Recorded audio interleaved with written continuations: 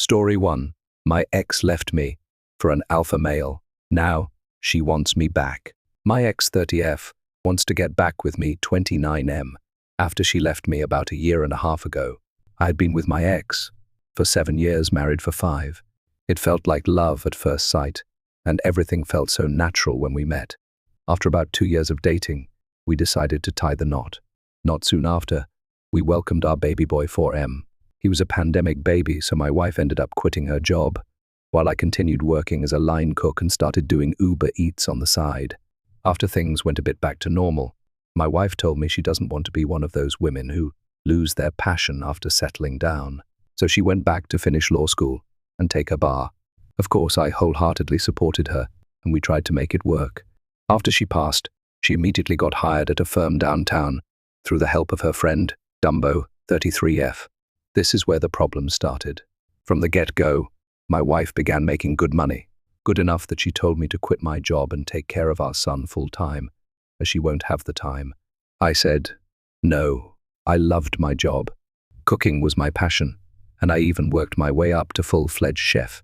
My biggest regret in our marriage had to have been her talking me into leaving. But I did, and became a SAHD. Slowly, our marriage life began deteriorating as she started to pull away. She'd work long hours and barely spend any time with us. She'd go out drinking to network with her work colleagues on weekends, sometimes even going out of town. At home, she'd always just be pissy with me. It's like her personality did a complete 180. This wasn't the sweet, nurturing girl I fell in love with all those years ago. Our intimacy became almost non-existent. After going through therapy, I can now see that I am to blame as well.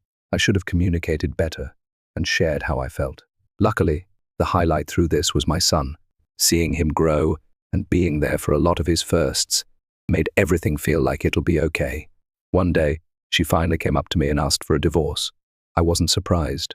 I felt everything was eventually going to lead up to this. But I still didn't want to give up. I asked if she's sure about this, or if she wants to make it work. I recommended couples counseling or temporary separation. She declined both those offers and told me she found someone else.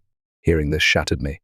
Her changing and us growing apart I can understand, but never once would I have thought that she would be the type to even entertain other men. She told me it's some partner at her firm.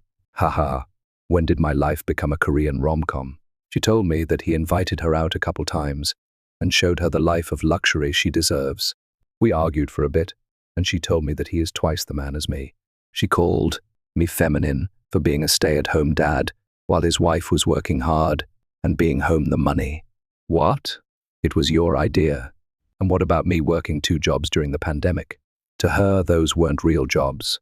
I was a delivery driver and a cook. Wow. She told me this new guy is an alpha male who knows a woman's needs and how to take care of her. She bragged about how tall and muscular he is, how he has a real job, and took her on weekend getaways that she told me were work-related. And here's the kicker. He's such a man he doesn't want to make things official until me and her are separated. I almost laughed at how delusional my ex had become.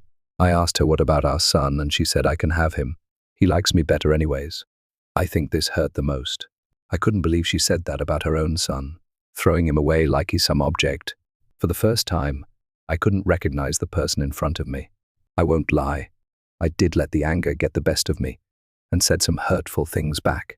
I could tell she was taken back by this, probably because I almost never get that angry. She turned around and left. After she left, I cried my eyes out for 2 weeks, hoping she'd call and come back. I don't know. I didn't love her anymore, but life without her felt so scary. The only thing that kept me going was my son. I knew I couldn't turn to the bottle or go down this dark path because of him. I managed to beg for my job back, and they rehired me for some weeknights only, which was better than nothing. I spent the next months just putting my head down and working in silence. The divorce proceedings were moving quickly, and before I knew it was official. The worst part about this was I felt like I had no support system. On social media, everyone was praising her for being this strong, independent woman who broke free of some metaphoric shackles, like I was some villain holding her back. And not a single person messaged me on how I'm doing. And thank God they didn't, cause this is what made me want to try therapy. And I haven't looked back since. For all those that are unsure about therapy, I'm telling you it works. Now fast forward to this week. I received a phone call from an unknown number, and when I picked up, it was my ex on the other line bawling. She told me how her alpha male boyfriend found someone else, and she's too afraid to confront him, cause he's a partner at her firm. She finally explained her perspective and how everything led up to this point. Basically, my ex has admittedly always been really pretty and a social butterfly. After she had our son and the pandemic hit, she felt ugly and insecure, even if I told her she was pretty. So I guess when she got her job, she got the validation she wanted. Of course, feeding into these delusions was Dumbo, who recently had divorced her husband and poisoned my ex's thoughts with how I'm a failure as a man, how my ex is way prettier than me, and she deserves someone of her standards. Apparently, I'm a beta male who rolls over and is stopping her from being free. She said a lot more specific stuff too that I think I'll keep to myself here, but it was definitely an eye-opening conversation. I shouldn't have pushed my ex away to be vulnerable enough to listen to Dumbo, but still, after hearing all this, I was really just disappointed more than anything, that she would be stupid enough to throw everything away on some whim and peer pressure. My ex asked me if we can try again. She told me how much she misses me and how she took me and all I did for her for granted. For example, I always made her lunch in the morning, made sure she's up to date with her pills, and so on. She misses those little things. I admit to telling her that I missed her too, and I know our son does for sure. But she did make every decision herself. And what if things worked out with the other guy? I'm not some consolation prize she can come running back to. She cried and told me that she wanted me back a week after she left, but was too prideful to call. I firmly told her no and hung up.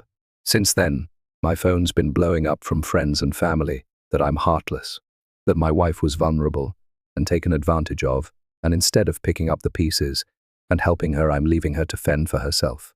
No, that message hurt the most. I respect her father a lot, so I heard him out. He wants me to come over for a resolution intervention this weekend and bring my son. They just want a conversation to hear both sides and see if it really is resolvable. I'm attending, but I'm going to stay firm with my answer. But all the recent messages have been making me rethink my stance. I just want to make sure I'm not in the wrong before I attend. So, ATA, Story 2. My wife freaked out because I didn't tell her my cousin's rich. I'm 31 male, and my wife is 34 female. My cousin is 33 female, and her husband is 35 male. We all grew up in the same tight-knit rural community, the kind of place where everyone knows your business, whether you like it or not. My cousin and her husband own a sprawling farm, hundreds of acres of rolling fields, a mix of crops and livestock, with a big red barn that's become a local landmark. That farm is my cousin's pride and joy, her life's work. No one batted an eye when she bought it years ago. It just made sense for her. She's always been the type to dig in, get her hands dirty, and build something lasting. Her husband, meanwhile, is a pipe welder, a damn good one, who pulls in solid money working on industrial projects. Together, they're a power couple in our little world, respected and admired for how much they give back. They're the kind of people who show up with a truckload of food for a fundraiser or sponsor the local Little League team without making a fuss about it. But here's the kicker. My cousin isn't just comfortable, she's loaded. Back in her early 20s, she won the lottery. Not some piddly scratch-off prize, but fuck you money, the kind that changes your life and everyone else's around you if you let it. She didn't let it change her, though. Instead, she's used it wisely. She set up trust funds so every kid in our family, including any I might have someday, can go to college debt-free. She paid off her siblings' educations without a second thought. She's funneled cash into the community. Think new playgrounds, upgraded school facilities, even a free summer camp for kids whose parents can't afford it. And here's the wild part, all that generosity? It's barely scratched the surface of her fortune. She's sitting on a mountain of wealth most people can't even fathom. Her farm and her husband's welding gig cover their day-to-day life. The house is paid off, a sprawling but unpretentious place with wide porches and a gravel driveway. The lottery money, that's mostly untouched, save for her charity work or the occasional big-ticket purchase, like specialized farm equipment. They live well, but not loud. Their home is nice, cozy, modern, with a big kitchen and a view of the pond, but you'd never guess their net worth walking in. My cousin drives a Ford Bronco her husband gave her after their youngest was born. A sweet gesture that suits her perfectly. Otherwise, she's in the farm truck. A beat-up old Chevy that's seen more mud than pavement. Her husband's the same jeans, work boots, and a pickup that's more function than flash. If you saw them at the gas station or the diner, you'd think they're just another hard-working couple. That's how they like it. My wife and I, we're a different story. We've been together 3 years, married for 1.5 years. She's a nurse practitioner in a high-demand specialty, pulling in excellent money, 6 figures, easy. I work in aviation, maintaining aircraft, and I make about the same as she does. We're not hurting compared to most folks around here. We're doing great. We've got a nice house, no debt to speak of, and a cushy savings account. But we're nowhere near my cousin's league. Even without the lottery winnings, my cousin and her husband would outpace us with the farm and welding income combined. Add in that windfall, and it's not even a contest. My wife, though, she's got a different way of carrying herself. She's proud, fiercely so. She came from a rougher background, worked her ass off to get where she is, and she wants the world to know it. She drives a sleek, top-of-the-line SUV, always perfectly waxed.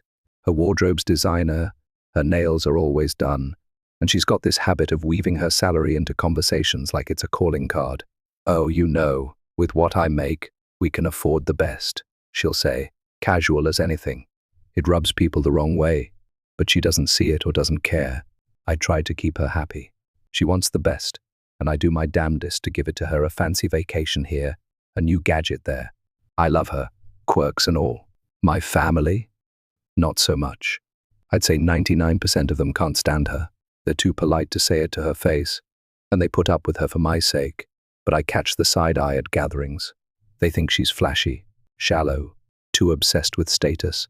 My cousin, especially, keeps her distance not out of malice, just because they're oil and water. I've always figured it's fine. They don't have to be best friends. Things came to a head a few weeks ago when another cousin got married. The wedding was at my rich cousin's place, out in that big barn by the pond. They transformed it, string lights, wildflowers, long tables with checkered cloths. The pond glittered in the sunset, and the whole setup was straight out of a magazine. My cousin and her husband went all out, hosting it for free, even pitching in with the food, fresh beef and pork from their farm, vegetables they'd grown themselves. It was beautiful, simple, and perfect. That wedding was the first time my wife had ever been to their place. I'd never thought to bring her before. It just hadn't come up. She'd always assumed my cousin had some little hobby farm, a few chickens, maybe a goat or two, and that they were scraping by. I didn't know she thought that. I mean, most of our groceries come from my cousin's farm, crates of tomatoes, squash, eggs, cuts of meat I'd pick up myself when I swung by. I figured my wife knew what was what. She's from here, same as me. It's not like my cousin's wealth is a secret. Her name's on plaques around town, school upgrades, the community park with its shiny new basketball courts and splash pad. There's a huge banner on the park fence with her farm's logo and her husband's welding business alongside the other donors. We drive by it every damn week, but at the wedding, it hit my wife like a freight train. She saw the land, the house, the barn, all of it, and realized my cousin wasn't just some dirt poor farmer. She saw the Bronco, sure, but also the fleet of well-maintained tractors, the sprawling pastures, the way the whole community treated my cousin and her husband like local royalty. And she flipped. When we got home, she lit into me. "You embarrassed me," she said, voice shaking. "You let me walk in there like an idiot, thinking they were nobodies. Why didn't you tell me she was rich?" She went on about how she'd have dressed differently, acted differently. If she'd known, she felt blindsided, like I'd set her up to look foolish. I was floored. It never occurred to me to sit her down and spell out my cousin's finances. Why would it? It's not like I go around announcing it myself. I told her as much. I didn't think I had to. Everyone knows. It's not a secret. That didn't help. She kept fuming, saying I should have warned her so she wouldn't have talked down to them, her words, not mine. I don't even know what she said at the wedding that she's so ashamed of now. Probably some offhand comment about her own success, the kind she drops all the time. The argument got heated. I told her she embarrassed herself, not me. "You act like everyone's beneath you," I said. "My cousin's not the only one around here doing better than us. Plenty of people are. They just don't flaunt it like you do. That was the match on the gasoline. She stormed off, and we've been in a cold war since short answers, tense silences. I can tell she's stewing, replaying the wedding in her head, convinced I hung her out to dry. So here I am wondering, am I the asshole for not telling her? I didn't think it was my job to brief her on something so obvious. And am I the asshole for saying she embarrassed herself? Maybe I could have been gentler, but I'm not wrong, her attitude's the problem, not my cousin's bank account. Still, I hate this rift between us. I love her, even if she drives me up the wall sometimes. What do you think? Story 3. I'm 29 female, and my boyfriend is 47 male. We've been together for about 2 years, and while the age gap raises some eyebrows, we usually get along great. He's charming, funny, and a little rough around the edges. Think blue-collar guy with a big personality. I'm more reserved, at least sober, but I can hold my own when I need to. Recently, we went to a friend's wedding, a mutual buddy from our overlapping social circle. It was one of those big, rowdy affairs, open bar, live band, a venue decked out with fairy lights and mason jars. Everyone was in high spirits, us included. We both got pretty drunk at the reception, along with most of our friends and his family, who were scattered across the tables. The night started off fun, dancing, toasting, the usual chaos of a good wedding. At some point, we split up to mingle. I was at a table with a few girlfriends, laughing about the bride's questionable dance moves, when one of my boyfriend's buddies, let's call him Mike, stumbled over to me.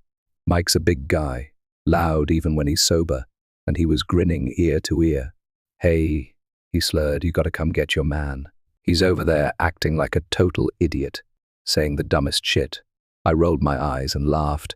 My boyfriend's no stranger to being the life of the party or the clown when he's had a few.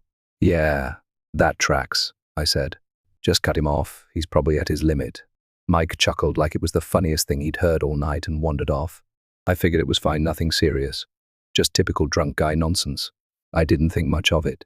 A little while later, the crowd shifted, and we all ended up in a bigger group near the dance floor. I spotted my boyfriend across the circle of chairs. He'd stopped drinking, someone must have taken my advice, but he was still trashed, swaying slightly, his voice carrying over the music. The group, a mix of our friends and a few random plus ones, had somehow landed on the topic of sex positions. I don't even know how it started. Maybe someone made a crude joke about the honeymoon, but my boyfriend was all in. He's loud on a good day. Drunk, he's a megaphone. I heard him before I saw him booming, "Oh yeah, she loves doggy style." Then he started thrusting his hips, mimicking the motion like he was auditioning for a bad comedy sketch. People laughed, some awkwardly, but I felt my face heat up. I'm not a prude, but I don't exactly love our bedroom preferences broadcasted at a wedding. I slid over to him, keeping my voice low. "Hey, cut the shit," I hissed. "Stop talking about that." He grinned at me, that sloppy, drunken grin that usually makes me laugh, and nodded like he'd behave. I figured that was that. I went back to sipping my drink, trying to shake off the embarrassment, hoping he'd move on to some other dumb topic, like sports or his latest fishing trip. No such luck. 10 minutes later, he was at it again, louder this time. The group had grown more friends, a couple of his cousins, and he decided it was the perfect moment to drop another bombshell. "Oh, and she loves anal," he shouted, throwing an arm around me, like I was his co-star in this little performance. I froze. Heads turned. Laughter erupted, but not just from our table. His family was at the next one over, close enough to hear every word. His parents, his brothers, their spouses all within earshot. My stomach dropped. We've done anal a handful of times, sure, but it's not my thing. It's something I've gone along with because he's into it. And I'm a team player. It's not like I'm out here raving about it. But there he was, shaking me by the shoulders, practically yelling, "You love it up the ass. You like the pain of it, don't you?" His voice echoed over the chatter, and I swear I saw his mum flinch. I was fucking mortified. My cheeks burned. My hands clenched around my glass, and all I could hear was the mix of laughter and stunned silence. I wanted to disappear. Instead, I snapped. The first thing that popped into my head came flying out of my mouth. "It doesn't hurt when your dick is that fucking tiny." The words hung there for a second, sharp and mean, before I turned on my heel and stormed off. I didn't look back, didn't want to see his face or anyone else's. I beelined for the bathroom, then the parking lot, anywhere but there. I was drunk too, my head spinning from vodka and humiliation, so maybe I missed some of the fallout. All I know is, I left him standing there, mouth probably open, with everyone staring. Later, after we'd sobered up and gotten home, he was pissed. Furious, actually. He laid into me the second we walked through the door. "You embarrassed me in front of my friends, my family, everyone," he said, pacing the living room. That was so out of line. I was obviously joking around, and you went straight for the jugular. He kept going, saying my comment was deliberate, cruel, a low blow that made him look like a fool. He wasn't wrong about one thing, it was deliberate. I wanted to hurt him, to knock him down a peg after he'd humiliated me. His dick's average, not tiny, I just said it to sting. But justified? I think so. He'd spent the night airing our private life, like it was a stand-up routine, lying about what I like, making me sound like some masochistic porn star in front of his parents. I was supposed to just smile and take it. I'll admit, I wasn't exactly graceful. I could have pulled him aside, yelled at him privately, or just left without the parting shot. And yeah, we were both hammered, so the whole night's a little fuzzy, maybe I'm missing some context. But I keep replaying it. His loud voice, the shoulder shaking, the laughter, the way his brother avoided my eyes when I passed their table on my way out. I feel like he started it, and I just finished it. He thinks I overreacted, and owes me an apology too. Now we're barely talking, stuck in this standoff. So, am I the asshole here? Was I wrong to snap back like that? Or did he have it coming?